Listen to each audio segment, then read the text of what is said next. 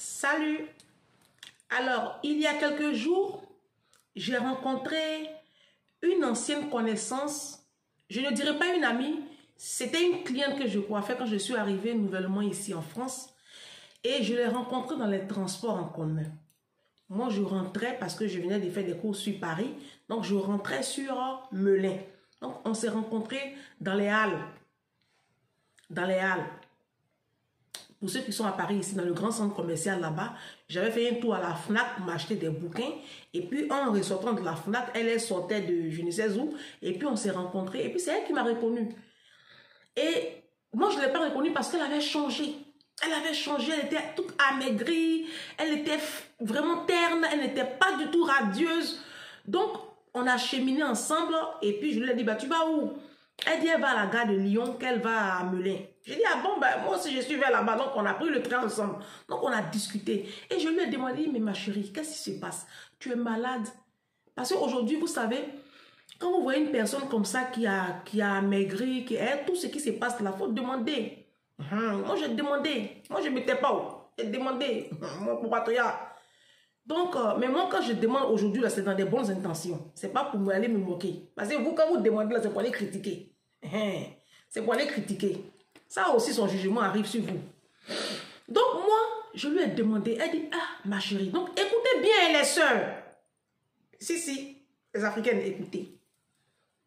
Cette vidéo-là, écoutez bien. Parce que c'est une histoire ça sonne comme du déjà vu. C'est sur les réseaux sociaux en ce moment. La natte au mariage. La natte. Le déo est risqué. Le déo est très risqué en ce moment. Ça, c'est l'expression des Ivoiriens 2 jours là. Et moi-même, je valide. Le déo est risqué. La jeune fille que moi, j'ai rencontrée en 2009, quand moi, je suis arrivée en France, en 2008, je coiffais dans les domiciles. Une jolie femme, bien bâtie. Vraiment, avec un beau teint rayonnant. Tu la vois aujourd'hui là. On dirait... Je ne sais pas si on dirait quelqu'un qui a de faire un traitement de chimiothérapie. Non, sérieux. Si vous connaissez des gens qui sont malades du cancer, là, vous voyez un peu comment ils sont malades, leur visage c'était comme ça. Donc cette jeune fille-là, je lui demande qu'est-ce qui ne va pas. C'est là elle va m'expliquer qu'elle a fait la connaissance d'un homme. Parce qu'elle a un côté ivoirien et puis un côté... Togolais ou béninois, je ne sais même plus, entre les deux là. Donc, elle a fait la connaissance d'un homme de son pays, pas Côte d'Ivoire. Moi-même, j'ai pensé que c'était seulement les Ivoiriens, ou les Camerounais, ou les Congolais. Et ça, c'est le trio des arnaqueurs. Congolais, Camerounais, Ivoiriens. Quand on dit faux type, c'est les trois là. Là, c'est le trio, ça, dans l'Afrique noire là. Ça, c'est le trio des hommes dangereux. Elle va m'expliquer maintenant que cet homme-là, comme elle voulait tellement se marier, elle l'a rencontré quand elle est partie en vacances. Elle a rencontré cet homme-là. Et puis maintenant, ils ont commencé à sympathiser ensemble. Ils ont commencé à sortir ensemble. Elle est partie faire 3 mois au pays. Parce qu'elle est en train de construire sa maison. Donc, le temps que ça avance là, elle est sortie avec le monsieur. Et le monsieur lui a fait croire que lui, ses parents sont des ministres du gouvernement actuel de l'État du Togo. Parce que vous savez qu'en Afrique là, en Afrique, on a souvent nos parents qui ont travaillé pour des ministres, pour des grands du pays. Et quand ces personnes-là travaillent comme ça pour ces personnes-là, leurs enfants sont aussi un peu considérés comme les enfants des grands patrons. Donc, ce monsieur qui l'a épousé là, le menteur là, c'est un menteur. Vous allez écouter l'histoire, c'est du déjà vu. Donc, ce monsieur-là, il a fait croire à la jeune fille là que lui, ses parents sont ministres et puis voilà, sont du gouvernement. Pourtant, c'est lui, son papa, qui travaillait pour le couple ministériel là. Mais son papa est décédé. Donc, quand son papa est décédé, tellement son papa a duré avec le ministre là. Vous savez, les ministres en Afrique, ils durent beaucoup au pouvoir. Donc, comme son papa a duré avec ce couple là, finalement, lui, le couple là le considère comme leur enfant. Donc, quand il a rencontré cette jeune fille là, pour paraître quelqu'un, je ne sais pas dans quelle intention, je ne sais même pas. il allait raconter à la femme là, à ses tuteurs là, qu'il appelle ses parrains, j'ai rencontré une femme, venez en faire d'autres. Donc quand il prend cette dernière que j'ai rencontrée dans les transports là, cette connaissance là, quand il apprend à ses parents, ils vont voir maintenant le ministre, un ministre du Togo. Donc ils arrivent dans le quartier là-bas, vous nous connaissez, nous les femmes africaines, on voit ça, on tremble comme ça. Elle a eu son mari comme ça. Pour elle, elle a eu son mari. Il dit non, papa, maman, voici ma femme. Venez en faire d'autres. Et après, il raconte maintenant à cette jeune fille-là que lui, ses business sont un peu bloqués au port, tout ça. Est-ce qu'elle peut financer la dot? Elle aussi, elle dit qu'elle veut se marier. L'argent des maisons, elle va construire là. Elle a oublié construction de maison là. Parce qu'elle veut se marier. Elle a pris tout. Elle allait mettre dans d'autres là. C'est après qu'elle se rend compte que le monsieur là, c'est pas ses parents. Lui-même, c'est un pauvre lot. Pauvre de chaud, pauvre. C'est un menteur, c'est un vendeur d'illusions, c'est un VI. Attendez, je vais m'asseoir bien. J'ai dit, l'affaire là, c'est déjà vu, hein? Cette scène-là, vous avez déjà vu ça sur les réseaux sociaux, non? La Bible dit, il n'y a rien de nouveau sous le soleil. C'est parce que nous-mêmes, les femmes noires, là, on est bêtes. Sinon, tout ce qui nous arrive là, c'est déjà arrivé dans le passé. Si on se servait du passé là, on allait avoir une meilleure vie. Mais tellement on est bêtes, nous les femmes africaines là, façon on aime foyer. Vous voyez, sur cette chaîne là, je suis venue pour aider ma communauté à changer son mindset. Je vais vous dire une vérité aujourd'hui, mes sœurs. Quittez le moule dans lequel les Africains veulent vous mettre là. Quittez. Quittez le moule dans lequel les Africains veulent forcément nous mettre là. On n'a qu'à quitter ce moule là. Moi, j'ai un grand frère qui s'est permis un jour de me dire, et ça ne m'a même pas fait mal, parce que ça ne me dit rien, que moi, j'ai 41 ans, je suis encore célibataire, j'ai raté ma vie. Vous voyez, non? Ça, c'est la mentalité africaine. En Afrique, quand tu as 30 ans, quand 30 ans sonnent et puis tu es encore célibataire là, la société te met sous pression. Donc, le premier va-nu-pied qui tombe sur ta route là, tu prends, tu mets sur ta tête, tu as eu foyer. Après, tu t'en vas souffrir. Tu t'en vas souffrir le martyre. Moi, je refuse ce moule-là. Je refuse ça. J'ai dit à ce grand frère-là qui m'a dit que moi, j'ai 41 ans et puis je suis célibataire là, qu'il faut que je me bouge. Je lui ai dit, je ne me bougerai pas. Je ne me bougerai pas. Vous savez quoi? Ma joie de vivre, mon bonheur, parce que je vis dans un bonheur, ma joie de vivre, ma paix, c'est-à-dire que mon être entier, le fait que je sois là, ça ne dépend pas de la présence d'un homme dans ma vie. Moi, je ne définis pas mon bonheur par le fait que je sois épouse et que j'ai une bague au doigt. Moi, mon bonheur ne dépend pas d'un morceau de fer sur mon doigt. C'est un morceau de fer. Ce que tu as là, c'est fer. Il n'y a rien. Ça ne veut rien dire en fait. Ma joie, mon bonheur, je ne le définis pas parce que je suis épouse. J'aime m'appeler Denzo Ange Prisca, épouse Conan. Je m'en fous. Ce n'est pas de l'aigreur ni de la jalousie. Hein, parce que vous-même, vous êtes mariés là. Quand on fouille bien là, vos oreillers sont mouillées la nuit à force de pleurer. J'ai dit à cette copine là dans les transports, j'ai dit mais ton histoire là, ça me sonne déjà du déjà vu. Ça c'est pas un scoop. Comment tu t'es fait avoir comme ça? Je vais vous dire la vérité. Vous savez pourquoi vous vous faites avoir? Parce que vous voulez vous marier.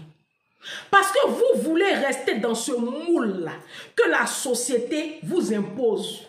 Tu as 36 ans, tu as 40 ans, comme tu es célibataire, toi tu es frustré. Toi ça te démange. Il faut que tu t'attrapes un premier parvenu. Et après vous bousillez vos vies. Je vous dis, moi mon bonheur là, je le trouve, je vous dis où je le trouve. Je puise mon bonheur, ma joie de vivre, mon rayonnement, je le trouve en Jésus. 1. 2. Je le trouve dans ma capacité de me construire, de me bâtir. Je retourne à l'école, je suis en train de lire des bouquins, je suis en train de monter mes business, je suis en train de me construire. 2. C'est ma deuxième source de bonheur et de joie et de paix. Ma troisième source, je la puise parce que j'ai une famille, j'ai ma maman, j'ai mes frères, j'ai mes soeurs, je suis entourée. Ma quatrième source de bonheur, je la trouve dans ma fille. Le fait de voir mon enfant en bonne santé, le fait de voir ma fille épanouie, vivre dans une belle demeure, parce que je vis dans une belle demeure. Si. Voir mon enfant épanoui, avoir des activités, être bien habillé, avoir une chambre en bonne et due forme, envoyer mon enfant au restaurant, envoyer mon enfant à Disneyland Paris, sortir ma fille, faire ce que j'ai envie de faire parce que je travaille et mes moyens me permettent d'avoir un certain train de vie. Ma joie, ma paix, mon bonheur, mon épanouissement, là, ça vient de là. Je n'ai pas besoin d'un homme dans ma vie pour avoir ce que j'ai en ce moment-là. Pourquoi vous faites ça? Pourquoi croyez-vous que votre vie, là, c'est forcément d'envoyer? Pourquoi? Ce que vous faites là, c'est ça les hommes là, ils ont pris et puis ils prennent pour vous fatiguer. Et si vous ne changez pas votre système de pensée, si vous ne changez pas votre mentalité, c'est comme ça ils vont venir dans vos vies. Et il va venir, il va te faire un enfant. 2, il va partir. L'autre va venir, il va te faire un enfant, il va partir. Et tu vas te retrouver un bon matin, tu as 50 ans. Ou même tu as 45 ans, ou même tu as 40 ans. Tu as 5 enfants de pères différents. On voit ça tellement. Est-ce que tu es obligé de reproduire la vie de tes parents ou même d'une tante, d'une cousine, d'une grande tante, d'une grand-mère? Est-ce que tu es obligé de vivre cette vie-là? Les femmes africaines, je vous en supplie, par les compassions de Jésus, je vous en supplie, le mariage n'est pas une fin en soi. Le mariage n'est pas une fin en soi. Comment tu peux prendre ton argent pour aller payer toi-même ta propre dot? Quelqu'un qui dit, lui, il t'aime, c'est toi qui vas financer ta dot. Vous ne voyez pas qu'il y a déjà un problème? Vous ne voyez pas que le départ est déjà faussé? Pourquoi? Parce que toi, tu as envie d'être marié. Autour de toi, tout le monde se marie. C'est la mode. Si ce n'est pas dot, c'est dot qui est 2 jours là, c'est ça, hein? C'est même pas mariage légal, c'est dot là qui est dans votre tête. J'ai fait une vidéo là-dessus. La dot, la deuxième plus grosse arnaque du siècle. Va voir cette vidéo là, tu vas te calmer un peu.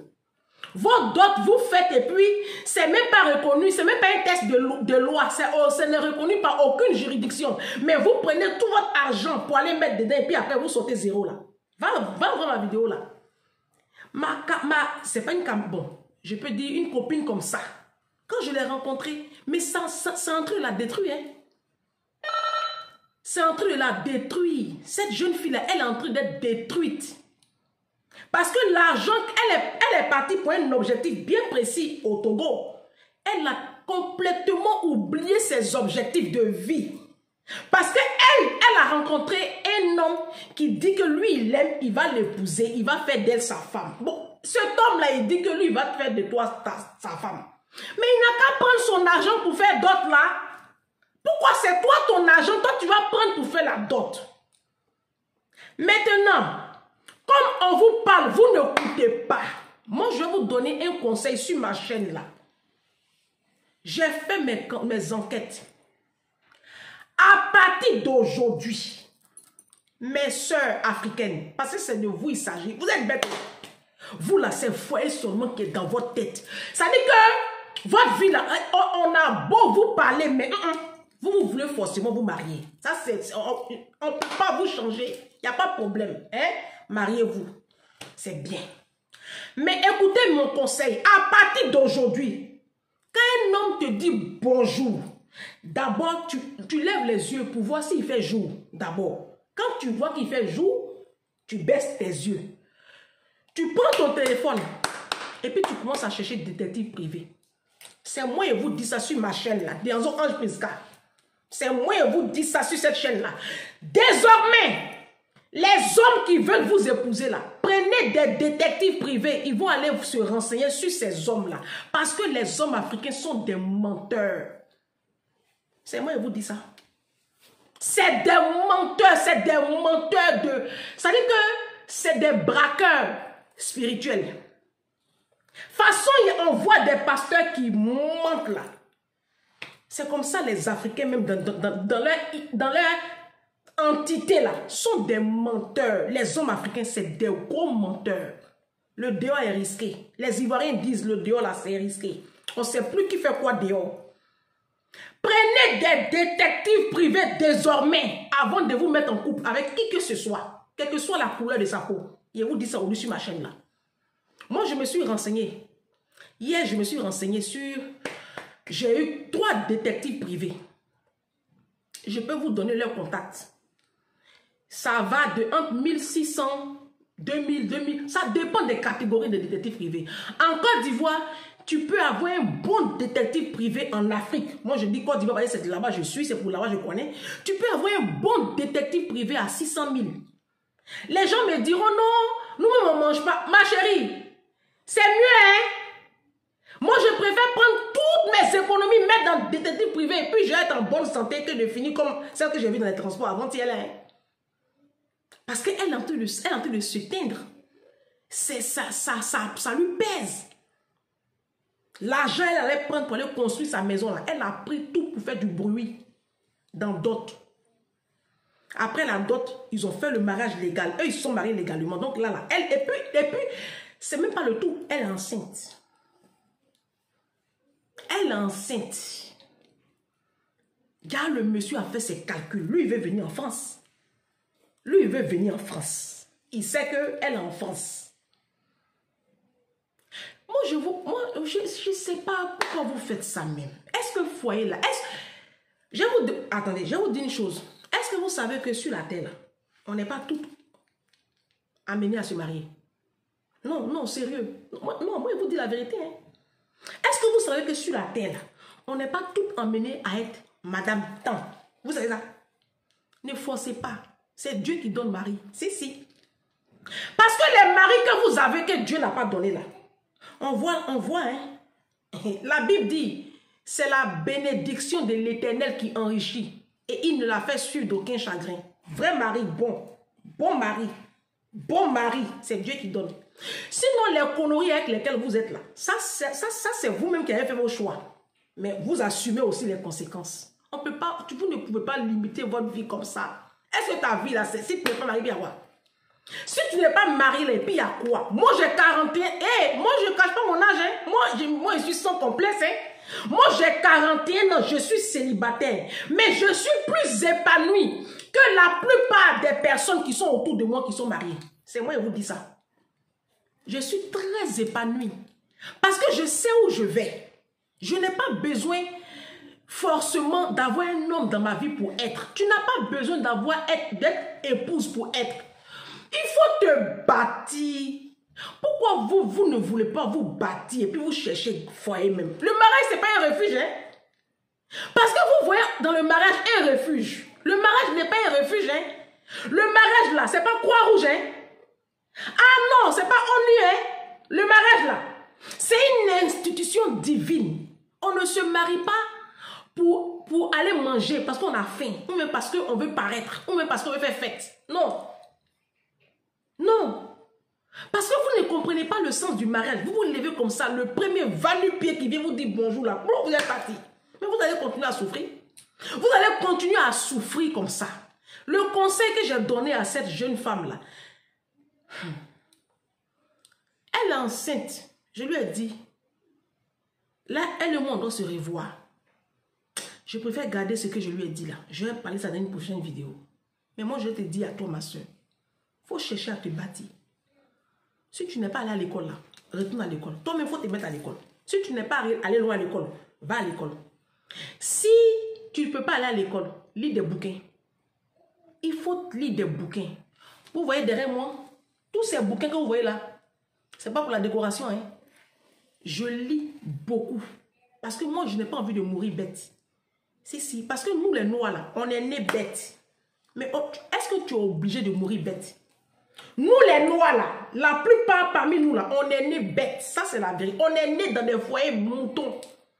Mais tu n'es pas obligé de mourir bête. Il faut lire, il faut te cultiver, il faut développer ton mindset. Et puis, il faut changer ton système de pensée.